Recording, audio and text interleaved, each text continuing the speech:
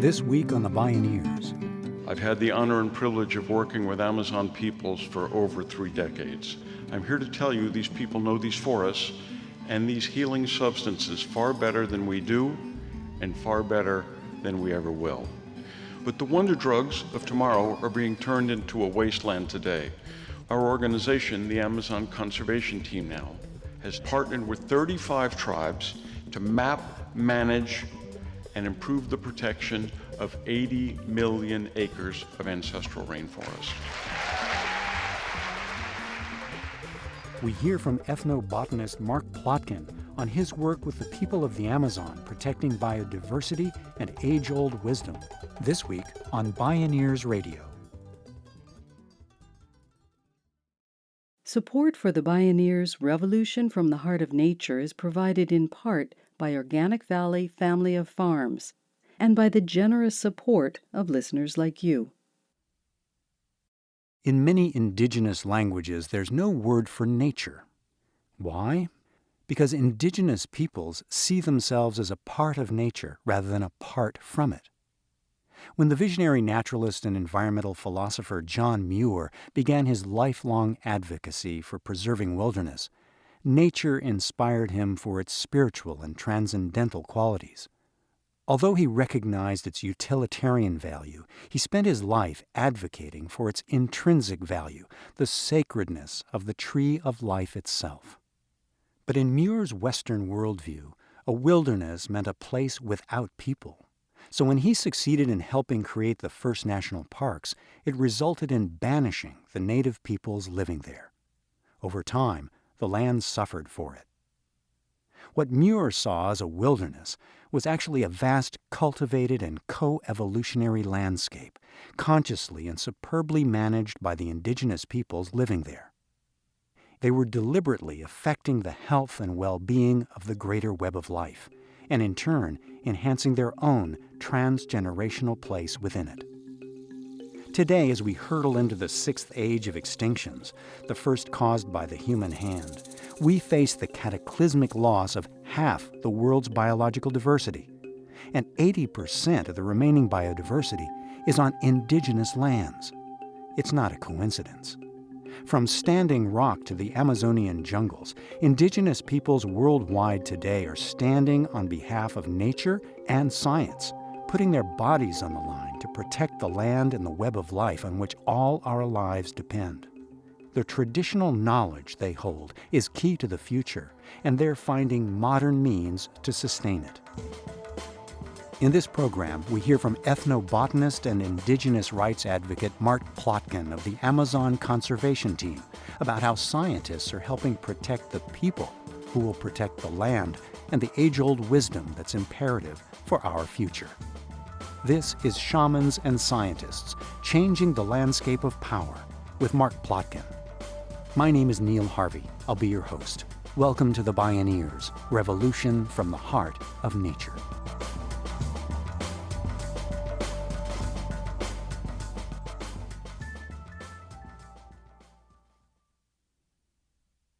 So let me take you to the Northeast Amazon, where I've been working for many decades, to the country of Suriname, formerly known as Dutch Guiana, one of the most pristine rainforest countries in the world, and to the village of Kwamalasemutu, which is the indigenous capital of the Northeast Amazon. As an ethnobotanist, Mark Plotkin has long explored the relationship between people and plants. Early on, he began studying and working with native peoples of the Amazon. He co-founded the nonprofit Amazon Conservation Team, ACT, to help conserve the vital and threatened South American rainforests. As he began to understand the intimate interdependence of people and place, he developed a biocultural conservation strategy that has led to astonishing successes by merging nature, culture, and high technology.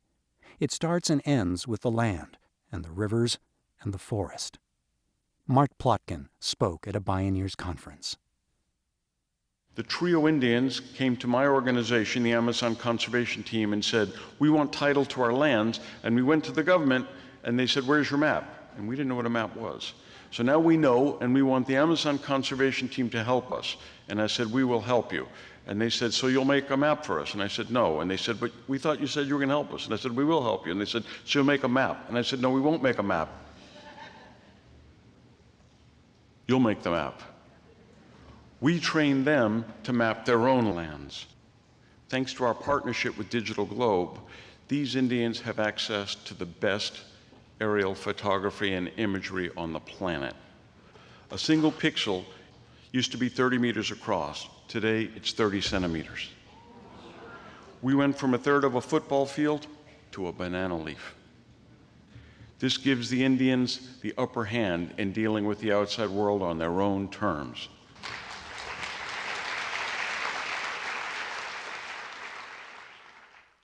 Plotkin and ACT also work with the Kogi people, who live in the Sierra Nevada de Santa Marta of Colombia. It's the world's highest coastal range and perhaps the most important protected area in northwestern South America. The Kogi are direct descendants of an ancient civilization that views the mountain range as a living being, and their people as guardians responsible for nurturing and protecting this rich ecosystem that's also a key regulator of the global climate. These are the most traditional people I have ever met. These are the people who came down from their mountain fastness. This is a Kogi village. If you went there 5,000 years ago, it would look exactly the same. 25 years ago, they came down from their glaciers and said, hey, what are you little brothers doing down there? Our glaciers are melting. And everybody said, ha, ha, ha, look at those funny little white hats. Well, we didn't listen. We ignored the canaries in the coal mine talking about climate change. And using these types of Google flyovers, we can put the power of technology in their hands. This mountain is the ultimate rain and water source in northwestern South America. All of the major rivers come out of there. And the Kogis protect these forests, protect these glaciers, and go down to the ocean, the source of all life in their cosmology, to protect their sacred sites. The Kogi partnered with ACT and the Colombian Ministry of Culture to purchase an area of coastal land that was once part of their ancestral territories. It's home to a chain of 54 of their sacred sites. They'd lost much of the land to colonization, violence, civil conflict, and pollution. Now the land is being restored. The local flora is recovering. A sustainable water system supplies drinking water as well as irrigation for small-scale agriculture, crayfish, and crab populations. And the Kogi have revived their traditional practices at the temple site, in part by adding technology to the mix. And they are always making pilgrimage from the sea to the mountaintop to provide offerings to the gods, to make it down to the sea to collect seashells, to crush, to chew with their coca, which is their sacred plant, which releases the alkaloids. And they're now doing it with tablets, with mapping apps, and with smartphones.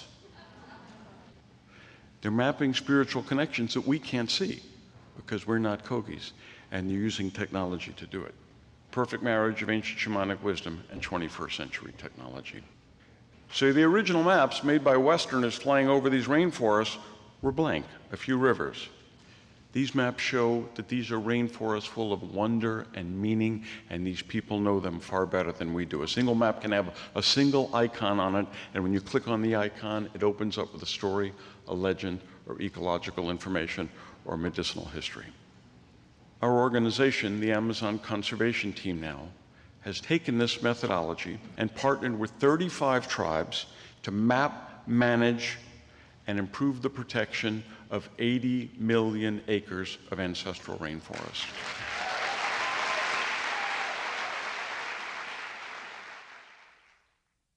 The Amazon is home to the greatest biodiversity on the planet. It also plays a vital role in governing the global climate. Its indigenous people embody a living cultural treasure and a vast trove of knowledge, such as the healing power of plants. That's what first drew Mark Plotkin there. In the early 1970s, he dropped out of college and took a job working in a biology museum at Harvard. A friend encouraged him to take a botany class with the legendary ethnobotanist Dr. Richard Evans Schultes, who worked with Amazonian indigenous peoples to learn about their knowledge of medicinal plants, including the hallucinogenic ayahuasca. Schultes was among the first to sound the alarm about the destruction of the Amazon and its peoples. His work inspired Plotkin to become an ethnobotanist. He studied at Harvard, Yale, and Tufts, then joined the Schultes team at the Harvard Botanical Museum as a research associate. That meant work in the field, where he encountered his first shamans. He spoke with us at a Bioneers conference. Well, I was 19 years old, and I was in search of adventure and romance, and what could be more adventurous and romantic than running off to the rainforest in search of magical plants? So unlike a lot of my colleagues who've outgrown this, I haven't. I'm still doing it. You know, working with shamans, it's kind of like that little Chinese box puzzle you have as a kid, where you open up a little box to find out what's the surprise inside, and there's another little box. And you open that a couple of times, you get to the smallest possible box, and you open it up, and there's another box inside. That's what working with shamans is like. Plotkin has spent decades in Central and South America as a shaman's apprentice, which is also the title of his best-selling book. He was and is awed by their knowledge as well as their wisdom. He watched one shaman relieve his arthritis by stirring up an anthill with his elbow so the ants would bite him. It worked. One of Plotkin's favorite examples of an unusual source of medicine is a fungus called cordyceps. Cordyceps lives quiescent on the forest floor and waits for insects and arachnids to go past. Once they do that, the fungus attaches itself to the insect exoskeleton. Once it's done that, the fungus burns a hole in the insect exoskeleton. It then inserts itself inside the insect exoskeleton. It then proceeds to devour virtually all of the insect's non-vital organs. Once it's done that, the fungus invades the insect brain, eating only a part of the insect brain, causing the insect to climb to the top of the tallest tree in the forest. Once it does that, the fungus eats the rest of the insect brain, thereby causing the insect exoskeleton to split open, thereby allowing the fungus to release its spores 120 feet above the forest floor. This is why ethnobotanists do not read science fiction. This fungus is a source of cyclosporin. This is an immunosuppressant that makes organ transplant surgery possible. Nature is a deep treasure chest of mysteries, and most of them still remain. I've had the honor and privilege of working with Amazon peoples for over 3 decades.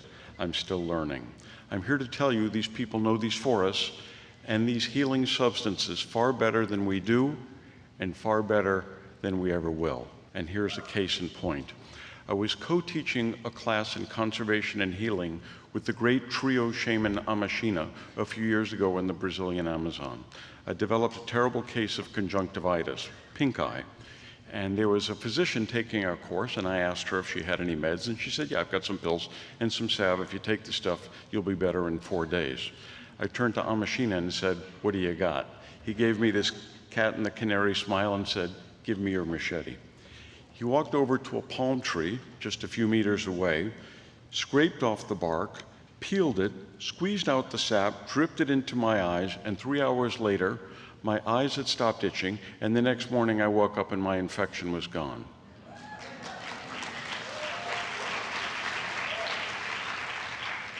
Who would you rather be treated by? Shamanic medicine is based on 2 pillars, as is our own medicine. Our own medicine is based on chemistry, what's in the pills, and technologies, MRI, CAT scans, blood work, X-rays.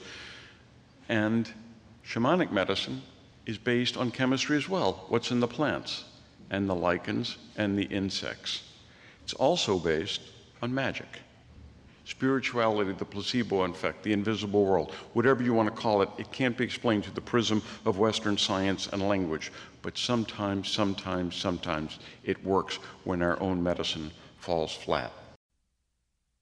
In his decades of experience, Mark Plotkin says he's witnessed over and over again how shamanic medicine can sometimes cure the diseases the West cannot. Diversity is a virtue in medicine, too. Western medicine is the most sophisticated system of healing ever devised, but it's full of holes. Where's the cure for cancer? Where's the cure for acid reflux? Where's the cure for depression? Where's the cure for PTSD? Western medicine doesn't have it. What kills white people, according to the shamans I work with? Worrying about worry, stress. So clearly these people know something that we don't. Clearly there's something in our spiritual practices which is not fulfilling the people, because that's why they're going off to India, or that's why they're going off to the Amazon. And the point is not to argue that Indians know everything, that shamans know everything, that Chinese medicine can do everything. This is the warp and woof of diversity, and different people do things. Well, look, if acupuncture didn't work, why are there so many Chinese people? Clearly, acupuncture does some things right. It can't do everything, but neither can Western medicine, neither can shamanic medicine, neither can Ayurvedic medicine. That's why I think it's important to preserve all these traditions. A big issue in our culture is fertility. We all know women who turn 40 and decide it's time to get pregnant, and it doesn't work, okay? And we also all know women who gave up, did all the fertility treatments, didn't work, gave up and adopted a child, and then got pregnant and had a baby afterwards. Why is that? The shaman said because they stopped worrying about it. It was stress. And I've seen shamans time and time again bring success to women who doctors had failed. And in a world increasingly stressed out, in a world increasingly polluted, in a world where more and more people get cancer and all sorts of other things, isn't there a need to honor these traditions and protect them? And if we can do it in an honest and reciprocal way, bring them to the masses. Not to say let's go to the rainforest and find the cure for AIDS or bird flu or cancer or acid reflux, and somebody here makes gazillions of dollars, because that's really kind of been the history of the way we look at tropical plants. But let's come up with this new paradigm that everybody at Bioneers is talking about, of sharing and honoring and working together. That's the way the world should be. Each time a shaman dies, it's like the burning of the ancient Library of Alexandria. So ACT has worked with tribal leaders in Suriname to create a Shamans and Apprentices program. 4 village-level clinics now provide a training space for apprentices to observe shamans and senior healers practicing their medicine.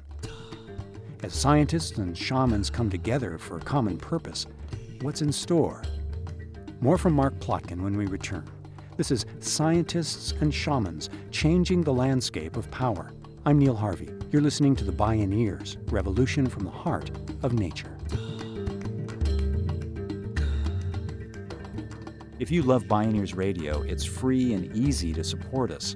Just take a moment to post a review on our podcast on iTunes, Google Play, or wherever you find our show online. You'll be helping other people find and enjoy these incredible thinkers and storytellers. And thank you for helping us out.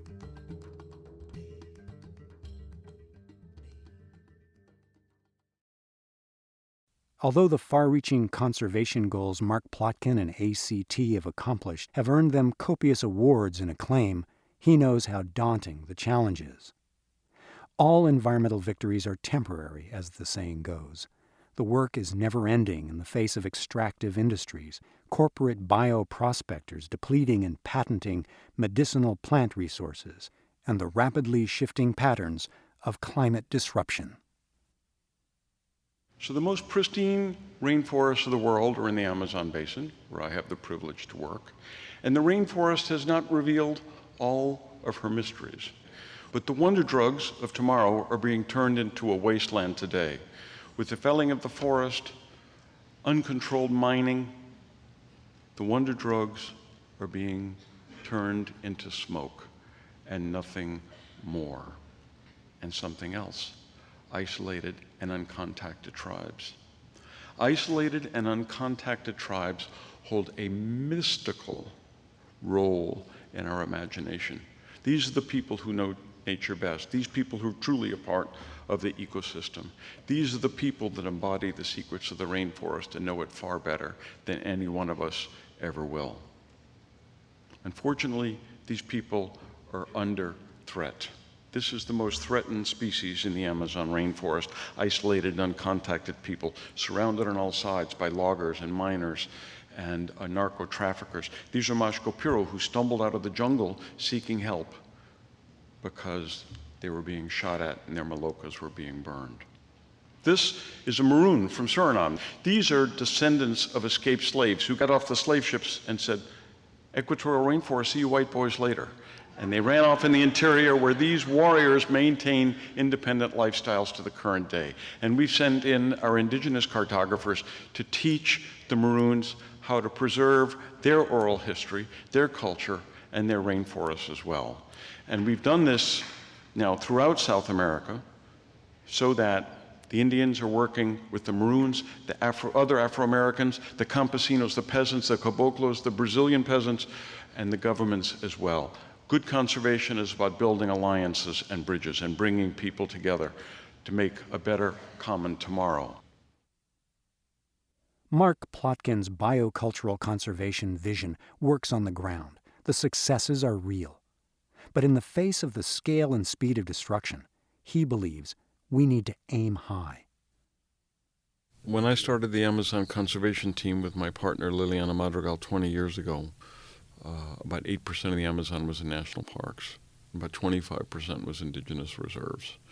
Conservationists didn't care about Indian reserves. They cut down trees, they hunt monkeys.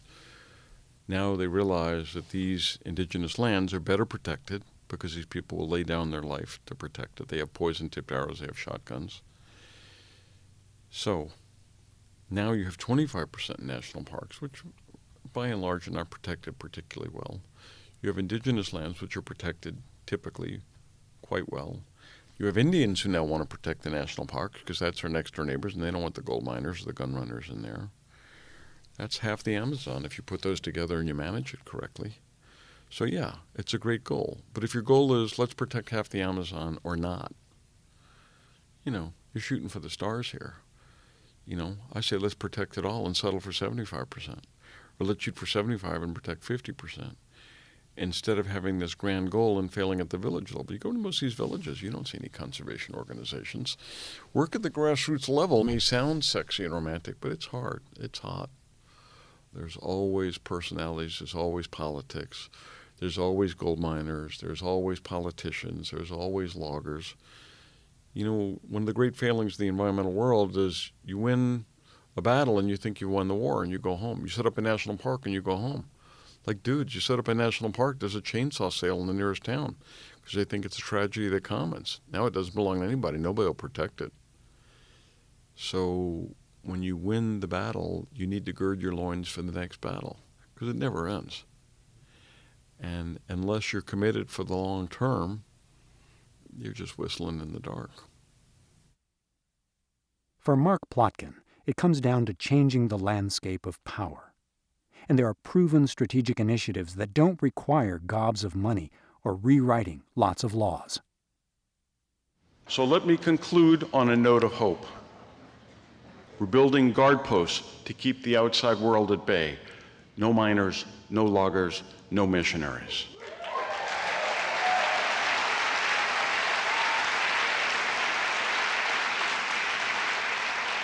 We're manning that post with the Colombian National Park Service and local indigenous peoples.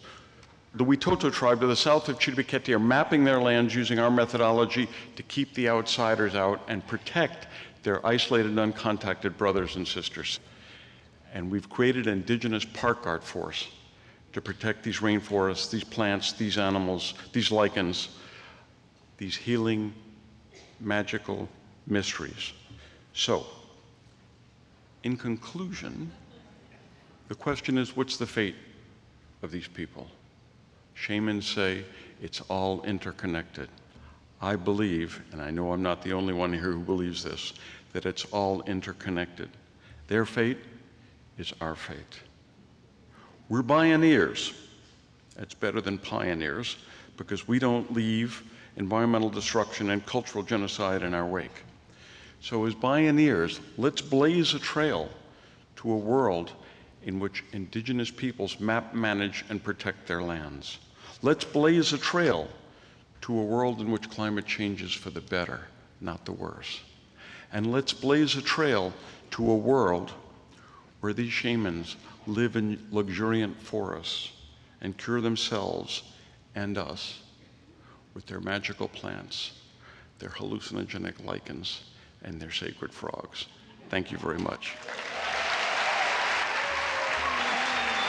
Thank you all. Onward.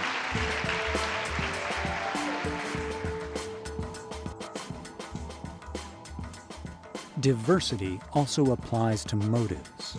Whether you fight to conserve the Amazon and its indigenous peoples for its remarkable medicines, or for the profound value of traditional indigenous knowledge, or for the cultural survival of these living cultural treasures, or for the global climate, or because nature has intrinsic value, or because life is sacred. Mark Plotkin, on the path with kindred spirits blazing trails to save the land and shooting for the stars. Shamans and scientists, changing the landscape of power.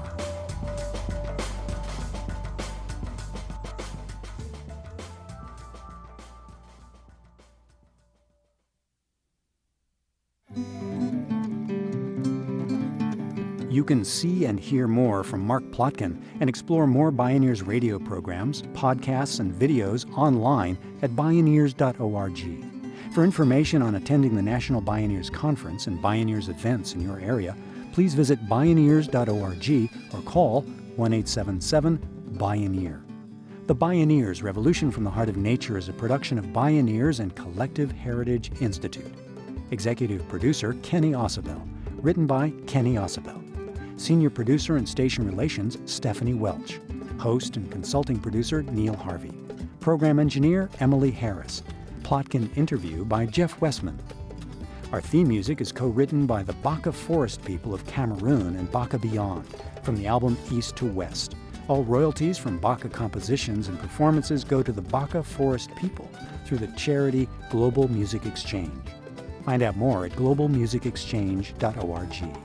Additional music was made available by Sounds True at soundstrue.com and Buddha Lounge at sequoiarecords.com. The opinions expressed in the Bioneers Revolution from the Heart of Nature are those of the presenters and are not necessarily those of Bioneers and Collective Heritage Institute, the underwriters, or this radio station. My name is Neil Harvey. Thank you for listening. I invite you to join the Bioneers in inspiring a shift to live on Earth in ways that honor the web of life, each other, and future generations. This is program number 0117.